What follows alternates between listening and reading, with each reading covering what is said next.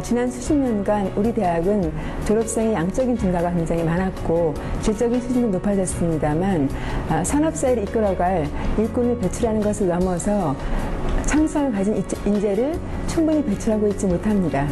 이렇게 된 데에는 잦은 학사 운영의 변화, 그리고 학과 통폐합 등 일관성이 결여된 정책이 남발되고 정부의 통제로 인해서 대학 스스로가 그 대학의 특성에 맞는 자율적인 변화와 혁신을 못했기 때문입니다. 특히 공과대학의 경우 교육과 인력 양성에 있어서 산업의 필요와 사회의 기대에 부응하지 못하는 대학과 현장의 미스매치 현상이 심화되고 있는 것이 큰 문제입니다.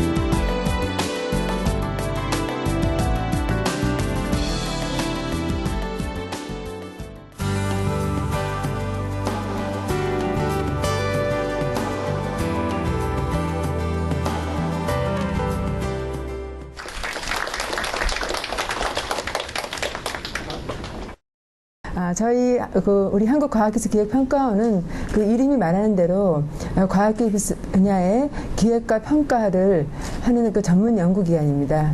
그런데 그러한 과학기술 하는 데는 가장 중요한 것이 사람입니다. 인재인데 그 인재를 배출하는 그 산실이 바로 대학입니다. 대학의 현 주소, 그리고 앞으로 나아가야 될 미래의 방향이 우리 과학기술이 기반으로 해서 우리나라가 발전하고 또 우리 과학기술기획평가원이 그 본연의 역할을 하는데 굉장히 중요하다는 측면에서 제가 또 평소에 가지고 있었던 대학에 대한 문제점, 그리고 이런 것들을 여러분과 함께 공유하는 시간을 갖기 위해서 이렇게 또 제가 직접 발제를 하게 됐습니다. 먼저 우리가 그래서 창조경제시대의 대학교 혁신 방안을 주제로 제가 말씀을 드리겠습니다. 한국 역사를 보면 우리가 변화와 혁신이라는 것이 요즘에 큰 화두가 되고 있는데 변화라고 하는 것은 좀 점진적으로 일어나고 있다는 것에 그런 것에 어떤 중점을 둔 말이라고 하면은 혁신이라고 할 때는 어떻게 보면 파괴적 혁신이라고 하는 말이 있을 정도로 어떤 급격한 급진적인 변화를 이야기하고 있다고 할 수가 있겠습니다. 우리 한국의 지난 60년 동안의 발전 상황을 보면은 50년대에 그 가발 등 아주 굉장히 단순한 가공을 통해서 우리가 수출을 시작했던 것, 그 시절에 비하면 지금 2010년도에는 가장 혁신적이고 첨단의 그러한 상품을 수출하고 있는, 그리고 우리가 이미 세계 10위권의 경제권에 진입한 그러한 어떻게 보면 점진적인 변화를 통해서 그러나 또 그때그때 시대에 걸맞는 화두를 따라서 우리가 주도함으로써 급진적 변화, 혁신을 주도한 그러한 국가였습니다. 최근에 우리가 혁신이 화두가 되고 있는데요. 가장 주목할 만한 기업 중에 하나가 구글이라고 할 수가 있겠습니다. 구글의 역사가 불과 20년이 안 됐죠. 처음에 우리가 알고 있는 검색 엔진으로 시작했습니다. 그런데 최근에 구글은 혁신의 중심이 돼서 앞으로 미래 사회의 중심이 되는 그 사물 인터넷의 중심이 되고 있습니다. 사물 인터넷의 그 플랫폼이 될 수 있는 그 무인 자동차, 그리고 스마트홈인 네스트, 그리고 인공지능인 딥마인드 등 그런 관련 기술을 스스로 자체 개발하거나 또는 관련 기업을 인수합병함으로써 그 혁신의 대명사가 되고 있을 정도로 세계는 급격하게 변하고 혁신을 요구하고 있습니다. 그럼 그런 측면에서 우리가 대학을 둘러싼 시대적 환경을 살펴보면 가장 큰 우리나라의 문제점 중에 하나는 그 인구 구조가 변화되고 있죠. 특히 지금 우리나라 2014년도 합계 출산율은 1.25명으로 세계 224개 중에서 219위라고 합니다. 그래서 이러한 고령화, 또 저출산에 따른 학령인구의 감소와 대학 입학 자원의 감소가 큰 문제가 되고 있습니다. 향후 10년간 대학 이 입학 자원이 16만 명이 줄어드는 것으로 지금 집계되고 있습니다. 또 마찬가지로 지금 우리나라 경제 발전을 위해서는 이 중소기업 굉장히 중요하고 산업 인력의 수요가 증가하고 있는데 인력의 미스매치가 지금 큰 문제가 되고 있고 중소기업의 인력 부족률을 보면 특히 연구 중에서 굉장히 부족하다는 것을 보여주고 있습니다. 대학을 졸업하는 우리 인구 분포를 보면 94년에 고등교육기관의 취업률이 불과 31%였던 것이 2014년도에는 정점을 80% 가까이 찍었다가 지금 내려오는 것이 지금 2013년에 68.7%가 돼서 고등교육이 보편화되었습니다. 그런 반면에 사회가 요구하는 고등교육에 대한 어떤 질적 재고에 대한 수요는 더 크다고 할 수가 있겠습니다. 우리가 지금 창업이 굉장히 중요한 화두가 되고 있는데 이제 대학을 졸업해서 어떠한 기업에 고용되는 게 아니라 스스로 창업해서 새로운 기업을 만드는 그러한 기업가적 대학에 대한 수요도 또한 있습니다. 그리고 또 마찬가지로 그를 위해서 산학연의 협력이 그 어느 때보다 더 중요한 환경입니다. 지난 20년 동안만 해도 우리나라가 굉장히 특히 대학 부분에 있어서도 괄목할 만한 성과를 보여줬습니다.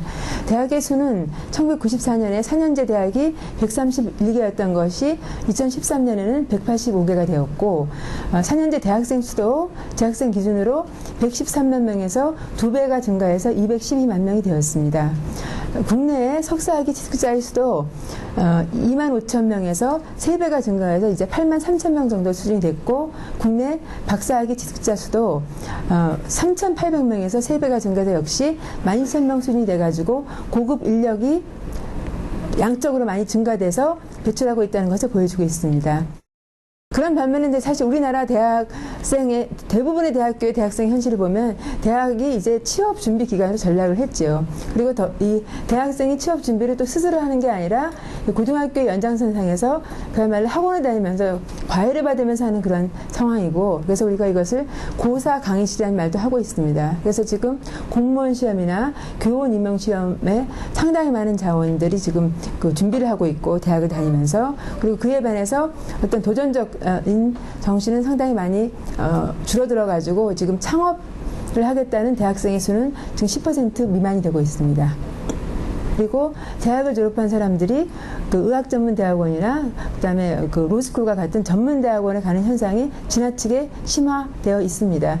그래서 청년층의 선호 직장을 보면 국가기관으로 가고 싶은 사람이 28% 1위가 되고 그리고 공기업 17%. 그래서 어떤 창의 도전적인 정신이 우리 대학에서 실종되어 가고 있습니다. 그래서 지난 20년 동안 우리나라 대학 정책의 어떤 철학의 근간을 살펴보면 1995년 발표된 531 교육개혁 방안을 통해서 정부가 계속 바뀌었어도 그 철학을 통해서 우리가 이제 대학 정책이 마련됐다고 할 수가 있겠습니다. 기본적인 531 교육개혁의 철학은 산업사회에서 디지털정보 사회로 이동할 때 어떤 문명사적 대응을 하겠다는 그런 굉장히 거창한 목표였습니다.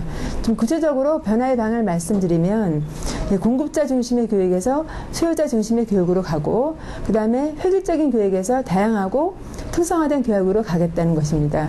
그리고 규제와 통제 중심에서 자율성과 책무성의 바탕을 둔 교육을 운영을 하고 실판과 분필 중심의 교육에서 교육의 정발을 통한 열린 교육으로 가겠다는 것 그리고 질려진 교육에서 평가를 통한 질 높은 교육으로 가겠다는 변화의 방향 자체는 굉장히 잘 세팅이 되어 있고 그 기조하에서 우리 지난 20년 동안 초중 등 그리고 대학 교육의 변화를 겪어왔습니다.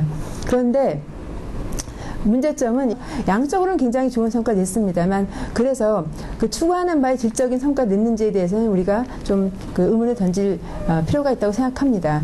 대표적으로 연구 중심 대학 육성 사업의 경우에는 대학의 연구 역량 굉장히 높아졌습니다만 그 반면에 그 학부 교육에 대한 관심이 저하돼서 오히려 학부 교육이 부실화된 측면이 또한 있습니다. 그리고 SCI 논문 등 양적 성과 중심의 평가 때문에 대학이 세월화되고 그 이제 논문의 양에 비해서는 논문의 질적 수준이 충분히 높아지지 않았다는 그러한 부작용도 있었습니다. 이 대학을 전공해서 취업한 경우에 어떤 재교육 비용이 이 대기업의 경우는 1,800만 원까지 가고 그 다음에 중소기업도 상당히 많은 그러한 이 재교육 비용이 들어가기 때문에 어떤 그 산업과 대학의 미스매치 현상이 계속 지속되고 있습니다. 그리고 이제 등록금 문제가 되겠는데요. 예, 물론 우리나라 등록금이 상당히 높고 특히 국립대가 아니라 사학에 대한 의존이 높은 상황에서는 우리 국민들한테 상당히 부담이 되고 있습니다만, 그러나 이제 지난 이제 반값 등록금이 정부의 정책 기조가 됨으로써 사실상 지난 수년 동안에 대학의 등록금이 동결되거나 오히려 인하됐고요. 그러면서 교육의 질을 제고하기 위한 어떤 글로벌한 요청은 그대로 있기 때문에 이렇게 교육이 간다면 이러한 재정 위기 상황에서 대학이 사회가 요구하는 높은 교육을 제공할 수 있겠는가 하는 것이 대학의 이제 위기감입니다. 그래서 대학 등록금 책정에 최소한의 자율성을 보장해 달라는 것이 요청이었습니다. 제가 이제 마무리한 측면에서 그러면 앞으로 이 창조 경제 시대에 대학의 변화 방향이 어떻게 될 것인지를 그동안의 발전 방향과 현재 한계를 가지고 제가 잠시 생각을 하면, 먼저 우리나라 고등교육법에 이 대학의 역할과 주요 목적이 기술되어 있습니다. 그것은 인격을 도야하고 국가와 인류 사회 발전에 필요한 학술의 심오한 이론과 그 응용 방법을 교수 연구하며 국가와 인류 사회에 공헌하는 것, 이렇게 되어 있습니다. 그래서 저는 이 대학이 지식 창출의 바로 근원이 되는데, 그 지식 창출을 통해서 사회적 기회를 확대할 수 있도록 연구 결과물이 상용화, 창업화될 수 있는 그러한 것들을 좀 극대화하고, 그런 면에서 최근에 화두가 되고 있는 창조 경제 전진 기지로서의 공과대학의 역할도 우리가 크게 생각해야 될 부분이라고 생각합니다. 그래서 그런 면에서 대학 정책도 변화해야 된다고 생각합니다. 가장 중요한 것은 일관성과 자율성이라고 생각합니다. 그동안 정부는 또 대학의 발전을 위해서 많은 노력을 했습니다만, 사실 거의 1년과 2년 단위로 정부의 정책이 바뀌었기 때문에 정부와 대학 간의 소통과 협력을 통해서 장기적 안목의 고등교육의 철학을 정립하고 그에 맞춰서 일관성 있는 정책을 펼칠 필요가 있습니다. 그리고 국가 지도가 아닌 자율적인 인력 감축, 그리고 고등교육의 구조조정이 이루어지는 것이 무엇보다도 필요하다고 생각합니다. 대학 예산에 대한 지원 방식이 있어서도 지금처럼 양적인 평가에 의해서 또 1년과 2년 단위로 계속적으로 변화하는 그런 것이 아니라 대학의 자율성과 책무성을 강조한 예산 지원 방식이 지향이 돼야 될 것 같습니다. 그리고 지금처럼 또 상당히 양적인 지표에 의존하는, 그다음에 단기적인 목적 지향성 재정 지원 사업을 좀 전향적으로 재검토해야 될 필요가 아닐까 생각을 합니다. 우리 대학도 변화하기 위해서는 스스로 대학 구성원도 자율성을 말할 수 있을 정도로 그만큼 비전과 철학을 가지고 소통하면서 어떤 리더십을 가져야 되고, 정부도 그와 더불어 이 대학에 있는 구성원과 협력하면서 이 대학이 바로 서가지고 또 대학이 세계의 중심이 돼서 대한민국이 세계 중심으로 다시 또 갈 수 있는 그러한 기반을 만들 수 있도록 우리 모두가 노력했으면 좋겠습니다. 네, 감사합니다.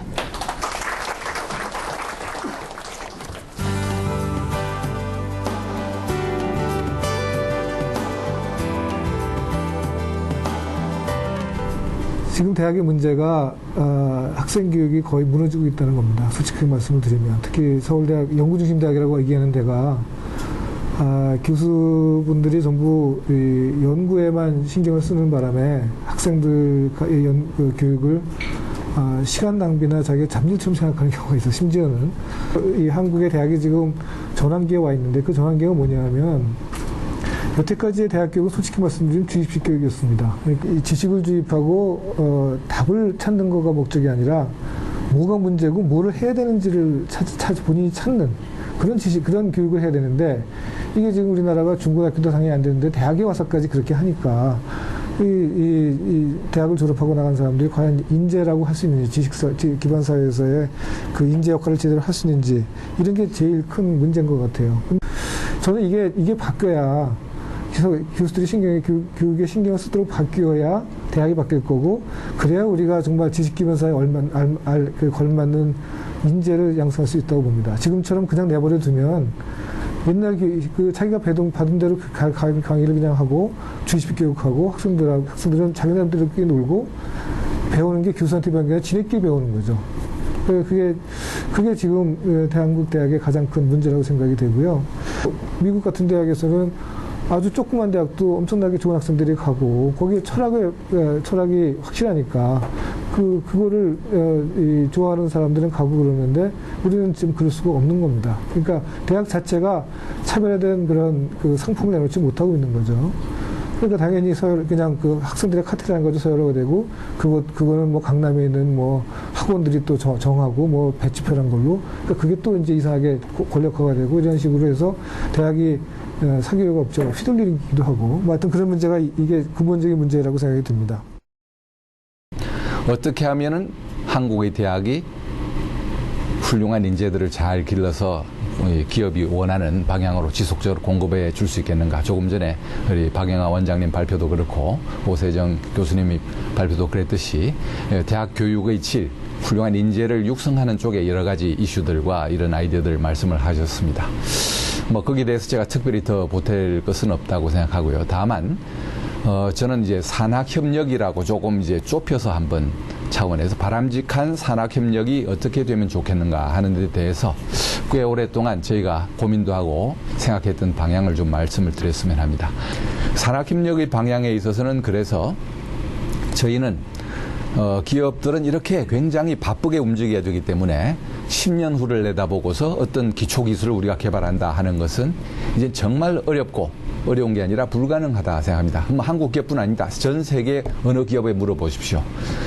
이제 할 수 있는 거는 좋은 대학이나 또는 연구소에 이런 기초기술을 말하자면 연구하는 것을 의뢰를 하고 기업들은 이제 그런 좋은 결과들을 활용할 수 있으면 되는데 여기에 이제 중요한 포인트가 있다고 생각합니다. 뭐냐? 한 10몇 년 전에 이제 한국이 국가에서 국내 연구개발에 될 수 있는 자금이 국가 예산에 한 3조 원 되던 시절이 있었습니다. 그때 국가의 규모에 보면 적은 돈은 아니었습니다. 그러나 10몇 년이 지나서 이제는 국가 R&D 자금이 16조, 7조 이렇게 올라왔습니다. 저는 국가의 연구개발의 기획 또는 평가에 꽤 오랫동안 관여를 해왔기 때문에 그런 사정들 또 거기 흘러가면서 분위기를 어느 정도 알고 있다고 생각하는데 과거에는 너무 연구비가 없다. 이러던 시절이 훌륭한 연구 교수님들도 많았습니다. 그때는 산학협력하자 그러면 많은 분들이 흥미를 보이고 쫓아와서 작은 자금이라도 연구비를 받으니까 좋았고 또 뿐만 아니라 기업과 연구개발 같이 한다니까 좋다 했습니다. 솔직히 말씀드리면 요새 산학협력 인기 없습니다. 우선 굉장히 큰 돈을 갖고 가야 관심을 보이고 또 많은 교수님들이 귀찮다 그럽니다. 죄송합니다만은 할 말은 이렇게 해야 되겠죠. 왜 그러냐? 연구비 받을 때 많다는 겁니다. 국가에서. 그리고 국가 연구비 받으면 편하답니다. 누가 와서 따지지도 않고 기업은 돈도 얼마 주지 않으면서 와가지고 6개월 후에 결과 뭐 나왔느냐 보고 따지고 챌린지하고 이거 귀찮다는 거죠. 나 이런 거 받을 필요 없다. 편하게 연구하고 싶은데 안정적으로 연구하고 싶은데 어쨌거나 모든 교수님이 다 그렇다는 건 아니죠. 그러나 저희가 볼 때는 기업들이 요구하는 거 관심 없고 내가 연구하고 싶은 거 하겠다. 그래서 아주 훌륭한 결과 나오는 경우도 많이 있긴 하겠습니다만 또 많은 경우에 죄송합니다만 낭비되는 돈도 엄청나게 많을 수 있다고 생각합니다. 이제는 기초 연구를 하더라도 정말 방향을 잘 정하고 이것이 향후에 경제적으로 어떻게 실제 우리나라 또 꼭 우리나라만 얘기하는 거 아닙니다. 세계 어느 나라도 좋습니다. 실제 잘 활용될 수 있는데 기초 연구를 해야 되는가 하는 것이 한국뿐 아니라 전 세계의 큰 과제라고 생각합니다. 그런 측면에서는 저는 이제 기업의 역할은 대학이 어떤 기초 연구를 하는 데 있어서 좀 적극적으로 관여해서 이런 방향보다는 저런 방향으로 갑시다. 그 이유는 그렇습니다. 뭐냐? 우리가 결국은 사업을 알고 시장을 알고 소비자의 테이스트를 알고 하니까 같은 연구라도 이런 쪽으로 하면은 결국은 대학에 있는 연구자들도 좋은 겁니다. 왜냐? 자기가 개발한 것이 상업화되고 그것이 크게 히트를 치는 것이라는 분이 누가 있겠습니까? 그러나 그 과정에 있어서는 많은 챌린지도 겪고 같이 고민도 하고 이런 부분이 필요하겠죠. 기업이 단순히 가서 당신 이거 하시오 저거 하시오 간섭만 할 수는 없겠죠. 기업도 그렇다 보면은 그런 방향을 자기가 제시하는 방향에 대해서는 상당한 그런 이제 연구비도 실제로 부담을 하고 그래서 이런 것들이 국가의 연구비와 기업이 어느 정도 부담하는 연구비들을 합쳐서 기초연구센터들을 적극적으로 정말 이 경제에 임팩을 미칠 수 있는 방향으로 설립하는 것이 앞으로 매우 중요하다. 이런 개념은 과거에는 이제 그런 얘기 안 됐습니다만 앞으로 이게 우리가 바라보는 바람직한 산업혁명의 방향이 아닌가 이렇게 생각합니다. 예, 마치겠습니다. 예, 감사합니다.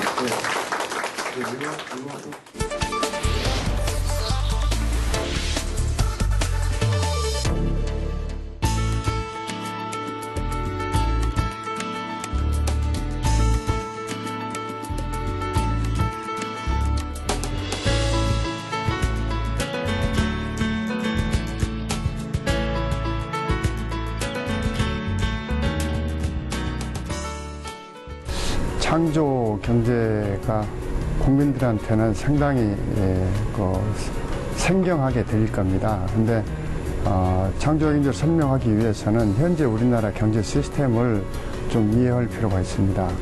우리나라 경제 시스템은 모방 경제라고 볼 수가 있습니다.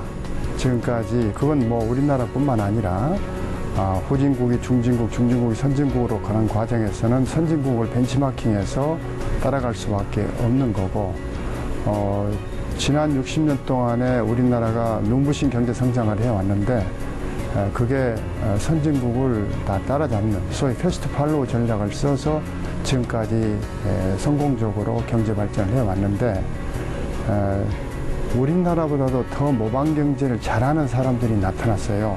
그게 누구냐면 중국입니다. 중국이 우리의 지금 성장 동력들을 전부 다 추월을 해 나가고 있거든요. 그래서 이제는 더 이상 모방 경제로는 어려우니까 우리도 이제는 퍼스트 무버로, 그게 결국 창조 경제죠. 모방 경제를 극복하기 위해서는 뭔가 새로운 혁신을 이뤄내서 뭔가 새로운 창조를 해내는, 그래서 퍼스트 무버로 가는 그런 그 경제를 창조 경제라고 이야기할 수가 있습니다. 그러니까 우리가 창조 경제로 가지 않으면은 더 이상 성장해 나갈 수 없기 때문에 이제는 모방 경제를 버리고 뛰어넘어서 창조 경제로 가야 한다, 그런 말씀입니다.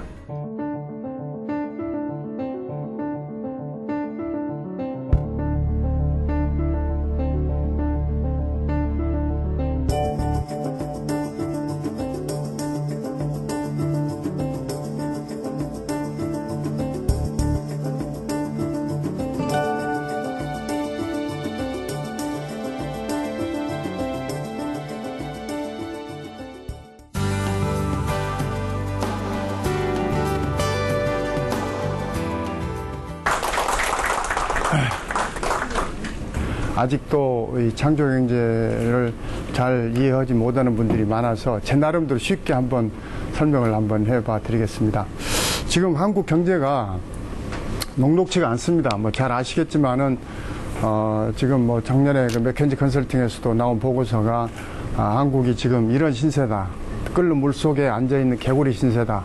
개구리가 물이 끓으면은 튀어나오면 살 수가 있는데 지금 개구리 그 성격이 서서히 온도 변화에 둔감해 가지고 서서히 죽어가는 그런 현상입니다. 근데 대한민국 경제가 지금 위기가 닥쳐오고 있는데 그 위기를 위기로 인식하고 튀어나가면 되는데 위기로 인식하지 못하고 있다는 게 이제 위기라는 그런 말씀입니다. 근데 한국 경제가 왜 그러면 위기가 지금 다가오고 있느냐? 한국 경제가 지금 현재 성장 동력이 고갈되고 있습니다. 지금까지 우리가 우리 사회를 지속적으로 성장시켜왔던 그런 성장 동력들이 이제 중국의 거센 추격 때문에 많은 부분에서 경쟁력을 상실해 가고 있습니다. 또 하나는 지금 우리 사회가 양극화되어 가면서 빈부격차가 심화되다 보니까 내수 경제가 살아나지 않고 있습니다. 또 하나는 저출산 고령화 문제 때문에 지금 또 우리 사회 내수가 줄어가고 있는 거죠. 이런 세 가지 문제 때문에 지금 우리나라 경제가 어려워진다고 예측을 하고 있는데 이 어느 하나도 지금 쉽게 해결하기가 쉽지 않은 그런 그 과제들입니다. 그래서 제가 한국 경제를 여러분들하고 이야기하면서 좀 우리가 글로벌 경제를 살아가고 있기 때문에 지금 일본, 미국, 중국을 좀 비교해 가면서 말씀을 올리겠습니다. 이웃나라 일본 그 사례를 우리가 한번 벤치마킹 관찰해 볼 필요가 있는데, 일본이 1987년도 우길 성천의 시대가 있었습니다. 지금으로부터 27년 전에 일본의 경제 성장이 아주 대단했습니다. 그래서 일본의 기업들이 자본들이 미국을 아주 파죽지세로 사들이던 시절이 있었죠. 소니가 콜롬비아 영화사를 사들이고 미쓰비시가 뉴욕 맨하탄에 그 당시에 랜드마크인 록펠러 센터를 사들이고 하여튼 뭐 일본의 기업들이 엄청나게 미국을 사들이던 시절이었습니다. 요즘 중국이 지금 그러고 있는데, 그래서 그 당시에 10년 안에 일본이 미국을 뛰어넘을 것이다 라고 많은 석학들이 이야기를 했었습니다. 그런데 이게 지금 현재 어떻게 됐습니까? 지난 27년이 지난 지금 일본은 그 2위 자리도 중국에 넘겨준 지 오래고 지금 20년 장기 불황이 허덕이고 있고 지금 아베노믹스라고 해서 아베가 돈을 많이 풀어가지고 경제를 살리려고 하고 있는데 별로 효과가 나타나지 않고 있습니다. 이제는 어느 누구도 일본 경제를 주목하지 않습니다. 그러면 지난 27년 동안에 도대체 무슨 일이 있어서 일본 경제가 이렇게 어려워지고 그 당시에 금방이라도 1등 자리를 일본에 넘겨줄 뻔했던 미국은 아직도 전 세계 경제를 지금 주도해 나가는지 이 부분에 대해서 한번 고찰할 필요가 있습니다. 미국에 지금 제일 미국을 대표하는 기업 3개를 한번 생각해 보십시오. 지금 미국을 리딩해 가고 있는 회사 3개를 꼽으라고 하면은 지금 시가총액인 1위인 애플, 그 다음에 구글, 페이스북 이렇게 꼽아도 아마 전혀 무리가 없을 겁니다. 그 다음에 그러면 일본 지금 대표 주자, 일본을 대표하고 있는 기업 3개를 꼽으라고 하면은 토요타, 소니, 미쓰비시 뭐 이렇게 꼽아도 무리가 없을 겁니다. 그러면 지금 현재 일본 이 3기업과 미국의 이 3기업의 차이를 한번 저희가 들여다보면은 재미난 현상이 보입니다. 일본의 이 3기업들은 토요타, 소니, 미쓰비시는 다 100년이 넘은 기업들입니다. 그러니까 이렇게 100년이 넘은 오래된 기업들에 의해서 일본 경제가 지탱이 되고 있는, 어떻게 보면 일본 경제가 노쇠한 그런 경제 시스템이라고 볼 수 있는 거고, 상대적으로 지금 미국의 이 3기업들 보면 페이스북 이제 10년 됐습니다. 10살입니다. 구글 20년 됐습니다. 제일 오래된 애플이 지금 36년, 36살 됐습니다. 그러니까 미국의 이런 기업들을 끊임없이 새로운 기업들이 만들어지면서 새로운 성장 동력을 만들어가는 그런 역동적인 경제 시스템을 미국은 가지고 있는 거고, 일본은 상대적으로 그렇지 못하다는 것이 지금 현재 미국과 일본을 가름하고 있는 그런 거라고 보여집니다. 그러니까 미국은 가장 똑똑한 젊은이들이 창업을 합니다. 미국의 가장 우수한 젊은이들, 뭐 스티브 잡스, 빌 게이츠, 마크 주커버그를 포함한 많은 똑똑한 우수한 젊은이들은 왜 내가 나무 밑에서 일해야, 내가 창업해가지고 세상을 변화시키고 부도 얻는 이런 그 도전 정신이 충만된 게 지금 미국 시스템인데, 상대적으로 일본을 보면은 가장 우수한 사람들이 뭘 하냐면 대장성 관료입니다. 시험 보고 고시하고 이런 그 대기업에 들어가는 안정적인 직업을 선호하는 그런 그게 지금 일본과 미국의 저는 차이라고 생각합니다. 그러면 지금 현재 우리가 또 중국과 우리 한국을 한번 비교해 보겠습니다. 중국의 지금 요즘 중국에서 가장 각광받고 있는 기업들을 3개를 한번 생각해 보십시오. 여러분들은 좀 생경하실랑가 모르지만은 지금 세계의 각 그 언론이나 이런 데서 지금 가장 주목받는 기업이 중국에 3개가 있습니다. 그게 뭐냐면 알리바바, 그 다음에 텐센트, 그 다음에 바이두. 이게 지금 알리바바는 미국의 아마존, 이베이를 합친 것보다 더 많은 매출을 올리고 있는 세계 전자상거래에서 가장 선두주자에 있는 게 알리바바입니다. 그 다음에 텐센트는 여러분들 잘 아시겠지만 대한민국 카카오톡에 투자한 2대 주주입니다. 지금 전 세계적으로 이런 그 메시징 서비스에서 1위가 지금 가입자 1위가 지금 위챗이라는 중국의 우리와 같은 카카오톡 같은 건데, 그 위챗을 운영하고 있는 회사가 텐센트입니다. 그 다음에 바이두는 지금 중국의 구글입니다. 구글이 전 세계에서 명예를 떨치는데 중국하고 한국에서만 힘을 못 쓰고 있죠. 근데 중국에서는 이 바이두가 검색 시장을 장악을 하고 있습니다. 근데 지금 현재 알리바바가 올해 지금 나스닥 상장 예정인데, 상장되면 삼성전자의 시총하고 거의 비슷한 수준으로 상장될 거라고 예측을 하고 있고, 텐센트도 이미 그 수준에 지금 가 있습니다. 그 다음에 바이두도 마찬가지고. 근데 이 기업들은 다 지금 15년 된 기업들입니다. 14년, 15년, 16년 된 아주 젊은 기업들인데, 여기서 지금 중국의 혁신을 이 기업들이 리딩해 나가고 있습니다. 그럼 상대적으로 지금 대한민국을 대표하는 기업들을 한번 생각해 보세요. 삼성, 현대, LG, SK. 이 기업들 다 60, 70년 된, 어떻게 보면 오래된 기업들입니다. 이걸 대비해 보면 꼭 일본과 미국을 대비해 볼 수 있듯이 대한민국도 결국은 일본 시스템에 지금 비슷하다 이렇게 보고, 그렇게 되면 대한민국 경제도 상당히 어렵다. 물론 지금까지 지난 60년 동안에 대한민국을 눈부시게 성장시키는 데 있어서 이 그 10대 재벌, 삼성, 현대, LG를 비롯한 이 재벌들의 공로는 대단히 큽니다. 그러나 이분들의 더 이상은 이제 성장 동력을 만들어내기 어려운 지금 그런 상황에 처해 있는 거고, 이 성장 동력은 혁신을 통해서 요즘은 만들어집니다. 옛날에는 성장 동력이라는 게 남의 걸 베껴가지고, 우리나라가 그 성장 동력을 다 그렇게 남을 모방해가지고 계속 성장을 해왔습니다. 이제는 그 방법이 더 이상 통하지 않는 상황이 됐기 때문에 그렇습니다. 그래서 이 작은 혁신은 대기업에서 잘 안 일어납니다. 왜냐하면 혁신이 대기업은 조직이 비대하고 관료화되어 있기 때문에 개인의 창의력이 발현되기가 대단히 어렵습니다. 전 세계적으로 대기업에서는 혁신이 잘 안 일어난다. 물론 일어나긴 일어나지만 잘 안 일어난다는 거죠. 그럼 혁신은 도대체 어디서 잘 일어나느냐? 혁신은 작은 기업에서, 특히 창업한 그런 기업에서 혁신이 잘 일어난다. 왜? 창업한 기업은 가지고 있는 게 창의력과 상상력 외에는 다른 게 아무것도 없기 때문에 그걸 극대화하는 과정 속에서 혁신이 일어날 수가 있다. 그럼 그 혁신이 일어난 역량을 대기업들이 사들이는 겁니다. 대기업들은 자기들이 내재적으로 혁신 역량을 만들어내지 못하니까 작은 기업들이 혁신을 해내면은 그 혁신 역량을 제값 주고 사들여가지고, 대기업들은 전 세계적인 유통망, 마케팅 역량, 뭐 막강한 자금력 이걸 동원해가지고 그런 성장 동력으로 키워나가는, 이걸 보고 소위 개방형 혁신이라고 이야기를 합니다. 이런 개방형 혁신 생태계가 잘 돼 있는 회사나 사회나 국가는 지속적으로 성장해 가는 거고, 이런 개방형 혁신 상태가 잘 안 돼 있으면은 결국은 침체되고 도태될 수밖에 없는 겁니다.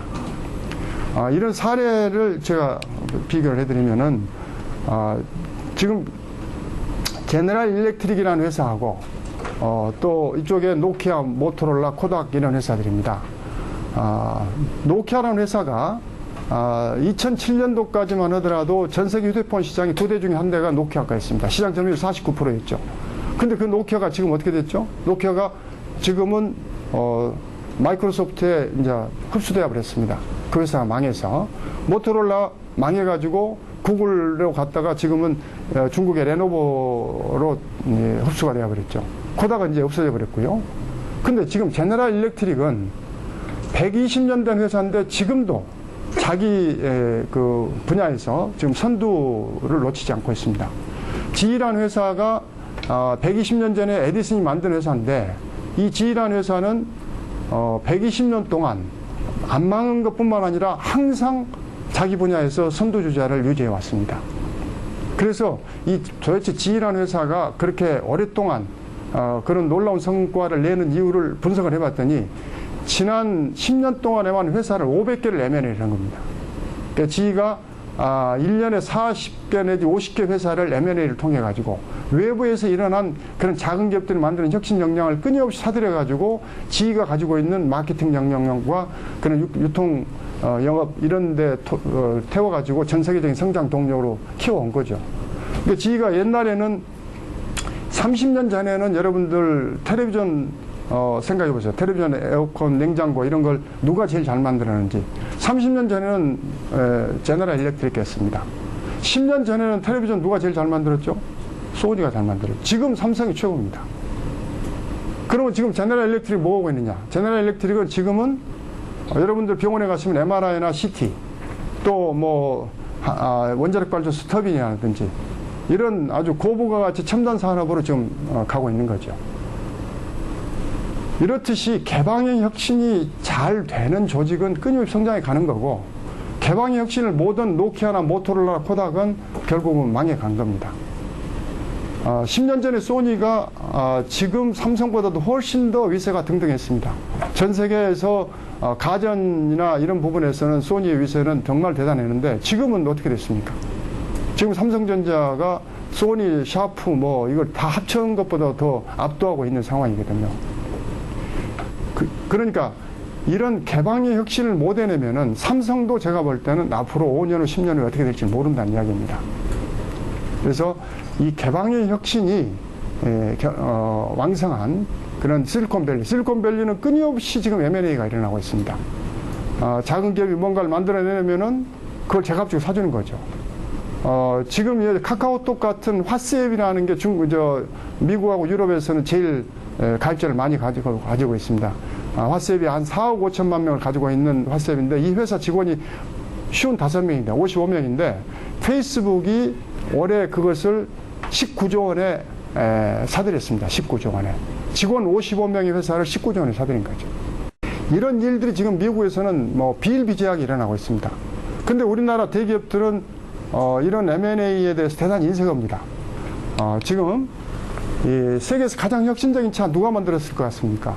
지금 대기업들이 차량 대기업들이 뭐 BMW, 벤츠, 뭐 많죠. 토요타, 크라이슬러, GM 뭐 수없이 많은 그런 자동차 회사들이 많은데 한국 현대차까지 포함해서 작년에 가장 혁신적인 차, 가장 안전한 차, 최고 차로 뽑힌 차가 있습니다. 그게 그런 대기업이 아니라 아까 말씀하신 테슬라입니다. 이 테슬라가 전기차를 작년에 제가 실리콘밸리 가서 봤는데 정말 제가 보고 깜짝 놀랐어요. 이대로 가면은 지금 대한민국 어떻게 될 것인가. 저는 사실 전기차 시장이 이렇게 빨리 오리라고 생각 못 했습니다. 지금 현재 기존의 자동차 시장이 워낙이 지금 잘 성장하고 있고 또 석유산업, 석유업자들이 있기 때문에 이 전기차가 아무리 기술이 좋아도 그렇게 빨리 상용화 될 것인가 이렇게 생각을 했는데 제가 그 실리콘밸리 작년에 가서 보니까 벌써 2만 5천 대를 작년에만 팔았습니다. 테슬라가. 그것도 실리콘밸리의 가장 부자들한테 BMW, 벤츠를 제끼고 이게 지금 제일 많이 팔리는 차가 되어 있더라고요. 근데 제가 차를 타보니까 뭐 정말 무섭더라고요. 이게 지금 앞에 본네트인데 본네트를 열면은 우리 지금 기존 차는 엔진부터 시작해서 수만 가지의 지금 부품이 들어가 있거든요. 보통 우리가 타고 다니는 차가 부품이 한 3만 가지 됩니다. 근데 이게 아무것도 없어요. 그 다음에 구동장치는 타이어 4개 위에 올라가 있는 이 배터리, 노트북에 있는 배터리, 기술 혁신도 아닙니다. 노트북에 있는 배터리 천장 묶어가지고 연결시켜가지고 모터 하나 달랑 붙어가지고 이게 전체가 파워트레인입니다. 아무것도 없어요. 그리고 차체 안에 가서 이런 그 태블릿 PC 하나 들어있는 거고. 근데 부품이 제가 볼 때 가지수가 한 1000가지도 안 됩니다. 근데 지금 우리나라 현대자동차의 납품원은 부품 업체들 이 사람들 제가 볼 때 앞으로 어떻게 될 것인가 이 걱정이 정말 앞서더라고요. 근데 이런 차를 이 차가 뭐 한 번 충전하면 400km 이상을 가고 또 100km 가는데 4.2초 만에 가니까 뭐 차로서는 완벽합니다. 제가 볼 때. 이걸 얼마나 이제 보급하느냐 이 문제인데 제가 볼 때 미국 정부는 이미 전기차로 가버렸어요. 왜냐하면 차 경쟁력이 미국 차가 없기 때문에 이제는 우리가 점프업을 하자 해가지고 미국 정부가 이게 7만 불인데 15,000불을 보조를 해주더라고요. 근데 55,000불이면 사는데 내년 말이면 3만 불짜리 전기차가 나옵니다. 그러면 정부들이 보통 한 10,000불씩 보조해주면은 그러면 한 2천만 원 정도면 탈 수 있는 차. 그래서 전기차 시대가 이렇게 급속히 도래하는데 결국 이것을 테슬라가 지금 선도하고 있는 거죠. 거기다 얼마나 무섭습니까? 이 모든 특허를 갖다 공개를 해버리겠다는 게 정말 대단히 혁신적인 그 자체가 소위 개방의 혁신을 하겠다는 거거든요. 자기들 특허를 개방해놓고 모든 서드 파티들이 움직여가지고 여기서의 혁신이 일어나면은 기존의 지금 자동차 산업과 경쟁해서 우위에 설 수 있다라는 이런 무서운 그런 개방의 혁신 전략을 지금 쓰고 있는 겁니다. 세계에서 가장 혁신적인 투자회사 골드만삭스나 모건 스탠리가 압니다. 세계에서 가장 혁신적인 투자회사 킥스타트닷컴이라는 미국의 크라우드 펀딩하는 회사입니다. 이 회사도 2009년도에 만들어졌어요. 이게 뭐냐면은 우리가 뭔가 이제 제가 엔젤 투자자니까 사람들이 어떤 그 제품을 프로토타입을 만들어 가지고 저를 찾아와요. 이걸 양산하면 돈이 됩니다. 그러니까 좀 투자 좀 해주십시오. 그럼 제가 이 사람들한테 하는 이야기가 그 제품이 있으면 킥스타트닷컴에 올리세요. 올리면은 여기서 그 제품을 보고 미리 사주는 겁니다. 미리 그걸 보고 돈을 모아서 크라우드 펀딩을 해주면은 그러면 성공을 하면은 또 그 크라우드 펀딩이 성공을 하면 그 돈을 모아가지고 양산해가지고 그 사람들한테 이제 물건을 파는 이런 식의 그러니까 소위 투자로서는 대단히 똑똑한 투자자가 되는 거죠. 작년에만 그 킥스타트닷컴을 통해 가지고 5천억이 펀딩이 됐어요. 그리고 10,000건이 성공을 했습니다. 그래서 지금 현재 미국의 제조업이 새로 살아나고 있습니다. 미국이 지금 제조업이 누군가가 뭔가를 만들고 싶으면은 테크샵이라고 해가지고 거기 하면 3D 프린터, 레이저 커터 뭐 이런 것들이 있어가지고 거기서 손쉽게 돈 100불만 주면은 자기가 만들고 싶으면 다 만들 수, 모형을 만들 수 있습니다. 그 모형 만들어가지고 킥스타터 같은 거 올리고 내가 양산 자금 필요하니까 모금해달라. 그럼 돈 모금되면은 그걸 양산해서 판매하는 이런 식으로 지금 제조업이 혁신을 이뤄내고 있거든요. 이것도 한 5년밖에 안 된 그런 젊은이들에 의해서 이루어지고 있는 겁니다. 또 하나 세계에서 가장 혁신적인 은행 이거 어디겠습니까? 뭐 세계 수많은 은행이 있죠. 근데 제가 아까 말씀드린 15년 된 알리바바가 만든 상품입니다. 위어바라고. 여러분들이 지금 은행에다가 돈을 집어넣으시면은 금리 뭐 거의 제로금리 상태니까 정기예금 넣어봐야 한 2, 3%, MMF도 한 2, 3% 정도 이상 안 됩니다. 근데 중국도 마찬가지입니다. 중국의 일반 서민들이 은행에 돈을 넣어봐야 이자가 별로 없어요. 근데 알리바바가 작년 6월에 당신들이 돈을 집어넣으면 무조건 6% 보장해주겠다. 연일 금리 6% 보장해주고 언제든지 찾아갈 수 있다. 소위 머니마켓 펀드 MMF를 발매를 했어요. 그래가지고 불과 8개월 만에 87조 원의 돈을 걸었습니다. 중국의 지금 공상은행이나 중국 은행들이 뭐라고 했냐면 이 사람들 보고 이 알리바바를 보고 흡혈귀 같다고 그랬어요. 흡혈귀 같다고. 자기들 예금을 다 빨아들이니까. 지금 중국에서는 이런 혁신을 이뤄내고 있습니다. 모든 산업에서 중국의 추격 때문에 대한민국이 어려워지고 있는 거고 지금 남아있는 게 삼성전자, 현대자동차인데 중국에 지금 삼성전자를 추격하는 기업이 10개가 넘습니다. 레노버, 화웨이, ZTE, 뭐 샤오미 해가지고 엄청난 지금 추격을 해오고 있고 현대자동차 같은 회사가 중국에 30개가 넘습니다. 모든 자동차 회사가 중국에 다 있는 거고 이대로 가면 제가 볼 때 3년, 5년 버티기가 쉽지 않습니다. 그럼 삼성전자, 현대자동차 어려워지면 대한민국 어떻게 살 것이냐. 그래서 결국은 이제는 퍼스트 무브로 가야 한다. 우리가 창조하지 않으면 대한민국은 어렵다. 근데 그러면은 창조 경제라는 게 그냥 가진다고 가지느냐. 창업을 활성화하는데 우리 부모들 다 지금 자기 자식 창업하는 게 다 반대합니다. 그 다음에 지금 대한민국의 대학 졸업생 55만 명 중에 30만 명이 구급 공무원 고시 준비하고 있습니다. 지금 대한민국에서 가장 1등 신랑감이 누구냐면 잘생긴 공무원, 2등 신랑감 못생긴 공무원, 3등 신랑감 이혼한 공무원 이런 이야기가 나올 정도로 대한민국에서 공무원을 제일 선호하는 나라가 돼 있어요. 이래가지고는 저는 대한민국 희망이 없다고 생각합니다. 실패를 용인하는 사회를 만들어야 합니다. 실패를 허용하는 사회, 실패를 용인하는 사회, 실패해도 두렵지 않은 사회 그런 사회를 만들어야지만이 젊은이들이 창업에 도전을 하는 겁니다. 우리나라 지금 창업했다가 실패하면 어떻게 됩니까? 창업했다가 실패하면 신용불량자 됩니다. 창업에서 성공한 사람은 10%도 안 됩니다. 열에 9은 실패해요. 창업이라는 게 본래 그렇게 어렵습니다. 리스키하고. 미국의 실리콘밸리에서도 창업해가지고 성공 도달하기까지 보통 3.4회를 생각합니다. 3번 정도는 최소한 창업해야지 성공하더라. 근데 우리는 창업했다가 한 번 실패하면 신용불량자가 되니까. 그러잖아요. 1억 융자 받아가지고 창업했는데 못 갚으면 결국 망하면 그 돈 못 갚게 되고 그러면 신용불량자 되는 거죠. 그렇기 때문에 부모들이 자기 자식 창업하는 거 반대하는 거고. 이런 신용불량자를 양산하는 과정 속에서는 절대 누가 똑똑한 젊은이일수록 안전한 길을 가죠. 뭐 고시라든지 대기업 취업을 하려고 그러지 누가 창업하려고 그러겠습니까?